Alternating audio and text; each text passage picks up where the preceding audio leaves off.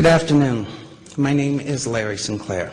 In regards to the Obama incident, I flew out of Colorado Springs, Colorado to Chicago on November 2nd, 1999, arriving in O'Hare early in the morning of November 3rd. I went to the Chicago area to attend the graduation of my godson, my best friend's son, from basic training from the Great Lakes Navy Training Facility. I made reservations at the Comfort Inn and Suites in Gurnee, Illinois, based solely on the location to the training center. On November 5th, 1999, I hired the services of Five-Star Limousine. Excuse me. I had hired them both for November 5th and November 6th of 1999. On November 6, 1999, I asked the limo driver, whose name I now reveal for the first time, Jagir Paramit Mutani, if he knew anyone who would like to socialize and show me Chicago. Mr. Mutani understood that I was looking for someone who knew Chicago and would enjoy socializing. Mr. Mutani said he knew someone who was a friend of his. On November 6, 1999, after picking me up at the hotel in Gurnee, and this is significant, Mr. Mutani used his cell phone to make a call. That call was made to then Illinois State Senator Barack Obama to set up an introduction between myself and Senator Obama. Upon arriving at the bar and exiting the limo, Senator Obama was standing next to Mr. Mutani, and I was introduced to Senator Obama by name. Later that evening in a bar which I believe was called Alibis, and I state believe because I have failed so far to get Citigroup to provide the credit card receipts that has the actual name. I mentioned I could use a line or two to wake up. Senator Obama asked me if I was referring to Coke, and I stated I was. After stating I was, Obama stated he could purchase cocaine for me and then made a telephone call. This too is significant, from a cell phone to a presently unknown individual, during which Senator Obama arranged the cocaine purchase. Senator Obama and I then departed the bar in my limousine and proceeded to an unknown location where Senator Obama exited the limousine with $250, which was provided to him by me. Returned a short while later with an 8-ball of cocaine, which he gave to me. I did ingest a couple of lines of cocaine, and shortly thereafter, Senator Obama produced a glass cylinder pipe and packet of crack cocaine from his pocket. Obama then smoked the crack cocaine. I performed fellatio on Senator Obama in the limousine during the time Senator Obama was smoking crack cocaine, after which I had the driver take me to my hotel, the Comfort Suites, Gurnee, Illinois. The following day, November 7th, 1999, Senator Obama appeared at my hotel room, unannounced, uninvited, where we again ingested cocaine, and I again performed fellatio on Senator Obama.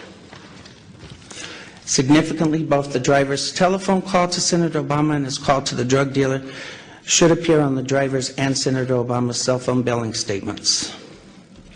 In the fall of 2007, September 2007, I contacted the presidential campaign of Barack Obama to request solely that Senator Obama publicly correct his stated drug use record to reflect his use of crack cocaine with me in November of 1999. When I made the first contact, I left with the presidential campaign of Senator Obama a telephone number for the campaign to return my call. The first number I provided was a Texas cell phone number. From the period of Labor Day weekend 2007 through November 18th of 2007, I did provide a total of 4 different callback numbers to the Obama campaign. As I had moved and I had changed the numbers to reflect locally my place of residence at the time. In late September to early October 2007, I received a call from a male who identified himself as a Mr. Young, stating he was calling in regards to calls I had made to the Obama campaign. This first call was in fact an attempt by Mr. Young to obtain from me the identities of anyone I contacted concerning my 1999 allegations against Senator Obama. The first call shocked me in that this Mr. Young asked me why I had not asked Senator Obama to disclose the sexual encounters I had with Mr. Obama in 1999. I was shocked, as I had never mentioned to the campaign or anyone working for the campaign any sexual encounters, as my call was prompted by drug allegations only.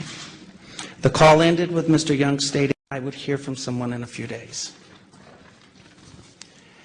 In mid to late October 2007, I received a second call from this Mr. Young, at which time I clearly became aware that this individual was personally involved with Senator Obama rather than just an employee of his campaign.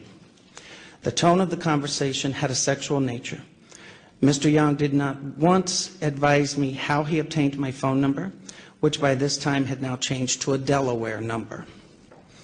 In late October 2007, I received a text message from the gentleman identified as Mr. Young, in which he stated he was intimately involved with Senator Obama and that Obama was discussing with him and his pastor how to publicly acknowledge Senator Obama's drug use in 1999, and that Obama wanted to be sure I had not discussed the sexual encounters or drug incidents with any media at that time. In mid to late November 2007, in another text message from Mr. Young, he advised me that Senator Obama will publicly correct his statement as to the last time he used drugs, and I did not need to concern myself with publicly disclosing it myself. The last contact I had with Mr. Young was in early December 2007, when he made it clear to me that Senator Obama had no intentions of publicly acknowledging his 1999 use of crack cocaine, and that Mr. Young was in fact doing nothing more than milking information from me for Senator Obama's use. I later learned that A. Donald Young, the choir director of Reverend Wright's Trinity United Church of Christ, Obama's now former church, and who was openly homosexual, learned that he was murdered on December 23rd of 2007. I have cooperated with the Chicago Police Department in this matter by providing them the telephone numbers I was using during the fall of 2007. And I release them now publicly in the hope that someone may be able to connect the dots between these telephone numbers and Mr. Young. In what I now realize was a naive and uncounseled decision, I posted in January 2008 a video on YouTube where I related the above information regarding my liaisons with Senator Obama in 1999. The response was overwhelming, and I quickly became the recipient of what in hindsight appears to have been a coordinated attack on my character, with ever-increasing falsehoods circulating on the internet. Dan Parisi of WhiteHouse.com received $750,000 from the Obama campaign to organize an effort to publicly discredit me. When I confronted Dan Parisi with this allegation, he did not deny it. I'm now done.